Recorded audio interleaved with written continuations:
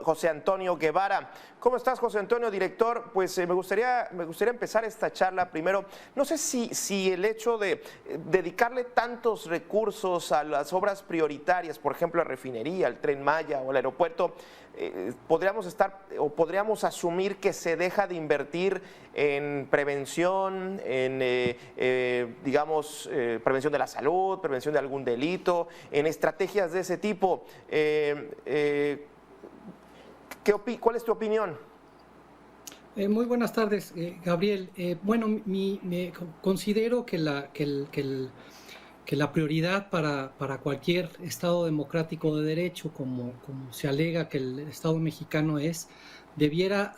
priorizar su gasto público en garantizar los servicios relacionados con la realización de los derechos económicos, sociales y culturales. Es decir, incrementar progresivamente, como marca el artículo 1 de la Constitución, el presupuesto para la realización del derecho a la educación, del derecho a la salud, del derecho a la vivienda, etcétera, etcétera. Lo que hemos visto en estos últimos años y particularmente en esta administración es que el presupuesto destinado a las Fuerzas Armadas ha incrementado exponencialmente, a diferencia de lo que debió haber incrementado para lo que, repito, serían esos gastos en materia social, lo cual genera un problema porque a la larga todo lo que se deja de invertir en salud y educación va a representar un costo y un riesgo para las futuras generaciones o las generaciones más jóvenes, que van a tener que estar buscando en instituciones no públicas la manera en la que garanticen sus derechos. Pero en este sentido, digamos que coincidimos en que sí podría haber una mayor promoción, ¿no? Yo recuerdo cuando empezó el gobierno a empujar la refinería de Dos Bocas, la crítica principal de la oposición era, bueno, ¿por qué destinarle tantos millones de miles de recursos a una obra que pues es todavía muy cuestionable y que bueno, pues todavía no funciona, ¿no, director? Sí, bueno, la inversión en una refinería es un asunto problemático por diferentes motivos, pero principalmente, y justo la semana pasada concluyó la reunión global sobre cambio climático, los países en la actualidad tendrían que estar invirtiendo en las energías renovables y en transicionar de toda esta infraestructura relacionada con energías sucias como la gasolina, el gas, etcétera, etcétera, por otro tipo de infraestructura y tecnología que nos ayude a producir energías limpias. Entonces, la refinería de Dos Bocas no solamente es un gasto enorme para lo que implica el presupuesto del país, es un proyecto que está orientado en sentido contrario a lo que se tendría que estar haciendo, repito, que es en transferir todos estos recursos en la inversión de energías limpias y no contaminantes como la refinería de Dos Bocas. ¿Cómo garantizar que los recursos de un Estado mexicano, que al final de cuentas son recursos del derivado de nuestro pago de nuestros impuestos y distintas recaudaciones, cómo garantizar que estos recursos, digamos, en los programas que se están implementando, garanticen el respeto de los derechos humanos, enfocados los derechos humanos en los aspectos de la vida? Al final de cuentas, pues un medio ambiente sano pues es retribuible al ser humano, a la educación, a la salud. ¿Hay alguna especie de, digamos, de candado o esto queda a la discreción de las autoridades que están al mando? En este caso, pues la que gana una elección, director. Bueno, hay obligaciones internacionales que tiene México y obligaciones constitucionales que tiene México de que los derechos económicos, bueno, los derechos humanos en general deben de progresivamente mejorar su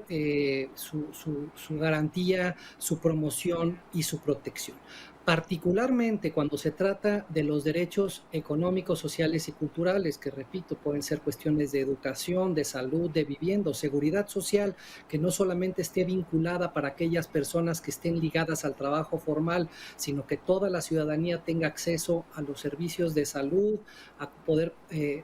contribuir para el fondo para el retiro y para el acceso a las políticas y financiamientos para la vivienda, tienen que progresivamente mejorar. Esto quiere decir no solo que tengan mayor presupuesto, sino que la cobertura se amplíe año con año o presupuesto tras presupuesto.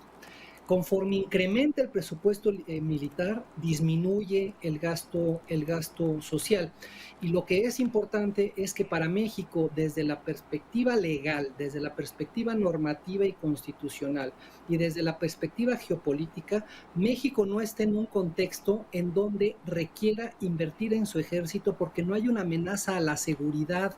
del país, a la defensa nacional frente a nuestros vecinos del norte, Estados Unidos y Canadá, o nuestros vecinos del sur, Guatemala y Belice. Y en tanto el ejército está pensado y diseñado para defendernos de un enemigo externo, porque para efectos del interior está diseñada toda la burocracia y la política de seguridad para hacer frente a delitos y quienes cometen delitos sean procesados, juzgados y castigados. Entonces, es innecesario continuar con el incremento del gasto militar y dándoles mayor recursos a las Fuerzas Armadas para hacer tareas que no les corresponden, en virtud además de que conforme se les dan presupuesto, la opacidad en el presupuesto ejercido por las Fuerzas Armadas incrementa porque lo consideran como asuntos de seguridad nacional cuando no lo son, y eso fomenta eventos de corrupción y menor rendición de cuentas, a lo que ya por sí es algo notorio que las Fuerzas Armadas no han rendido cuentas ni por las violaciones de derechos humanos que han cometido en el marco de la política de seguridad desde los años 70, cuando combatían el narcotráfico en el Triángulo Dorado con la Operación Cóndor, o bien durante la guerra contrainsurgente en los estados de Guerrero, Sinaloa, Chihuahua, entre otros, durante los años 60, o bien durante el conflicto zapatista, y más aún durante el incremento de la participación militar en tareas de seguridad desde la declaración de guerra del presidente Felipe Calderón, que no rinden cuentas. Ahora, con tantas atribuciones que se les dan y tanta opacidad, la corrupción que cometen tampoco será motivo de acceso a la justicia, por lo cual mucho presupuesto del país será desviado a actividades que no corresponden y a carteras a las que no tienen que ir sin que tengamos posibilidad de que se rindan cuentas. Pero lo peor es que además estos funcionarios públicos militares que están involucrados en abusos de derechos humanos o en eventos de corrupción siguen creciendo en su carrera militar, ahora militar civil, porque al momento de llegar los ascensos al Senado de la República, no hay senador, salvo el senador Emilio Álvarez y Casa, que trajo a la discusión este asunto, no hay senador alguno que se atreve a verdaderamente analizar los méritos de esos ascensos y probablemente se estén premiando esos abusos cometidos en los diferentes escenarios en los que están participando las Fuerzas Armadas. ¿Se puede dar marcha atrás a este gran, digamos, poder económico, el hecho de que pues no rinden cuentas, el hecho de que se habla mucho de en esta iniciativa de la militarización, que bueno, los militares van a tener que enviar un informe y pues comparecer, pero ya vimos las comparecencias que son como de maquillaje o de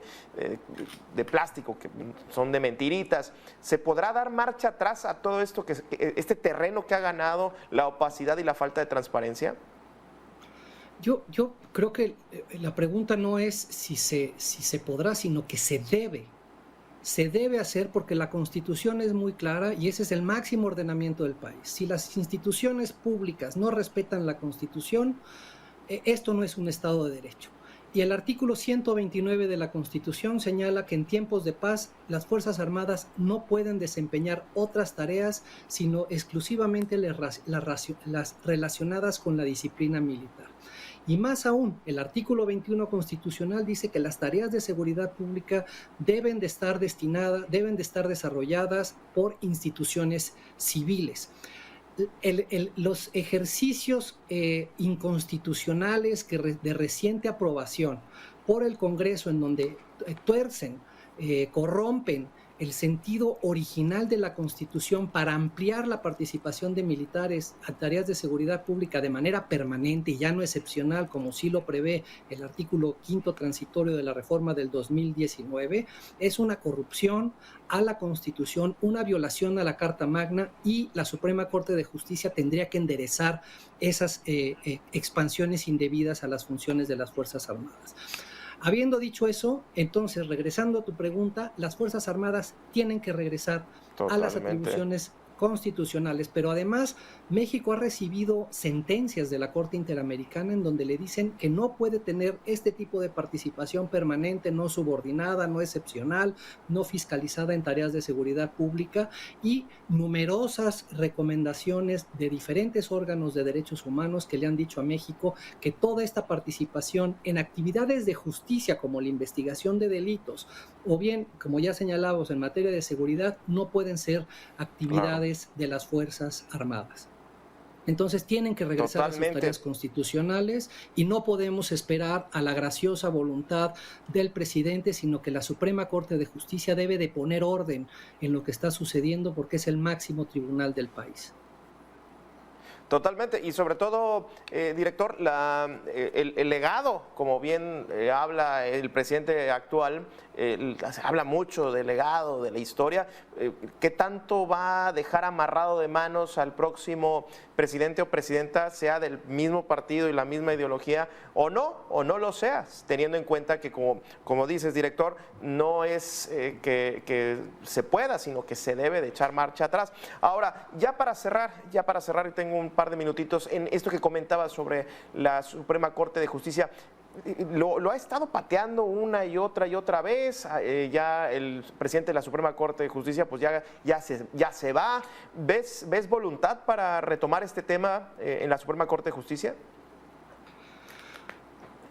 Pues mira, en efecto, como tú señalas, la Suprema Corte de Justicia ha pateado, no ha querido resolver los asuntos relacionados a los límites a la actuación militar en diferentes aspectos. Hay una acción de inconstitucionalidad presentada desde el año 2014-2015 por la Comisión Nacional de los Derechos Humanos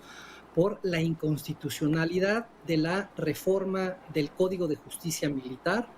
Están las acciones de inconstitucionalidad presentadas en contra de las reformas a la ley de la Guardia Nacional y de la ley de uso de la fuerza derivada de esa reforma a la Guardia Nacional, y y otra acción de inconstitucionalidad desde el 2020, en la cual se combate un acuerdo del presidente de la República mediante la cual despliega de manera inconstitucional, por no respetar los parámetros a que se refiere este máximo ordenamiento, despliega la Fuerza Armada Permanente para desempeñar tareas de seguridad. Esos asuntos ya debieron haber sido resueltos. El presidente actual de la Suprema Corte no ha querido asumir su responsabilidad de impulsar al interior de la Corte que no haya un rezago de esta naturaleza en asuntos tan importantes para el país. Lo que sabemos es que en los próximos días se resolverá una de estas controversias, la relativa al denominado acuerdo militarista, que es este acuerdo a que me refería anteriormente, y ojalá que apenas cambie la presidencia de la Corte, el resto de los asuntos se continúen desahogando, porque claramente a mí me da la impresión de que hay un tipo de compromiso, o pareciera que hay un compromiso por parte de la actual composición de la Corte de no resolver estos asuntos, con lo cual se permitiría avanzar en la agenda de la denominada Cuarta Transformación relacionada con la militarización de la vida pública. Bueno, pues muy interesante. Como bien dices, parece que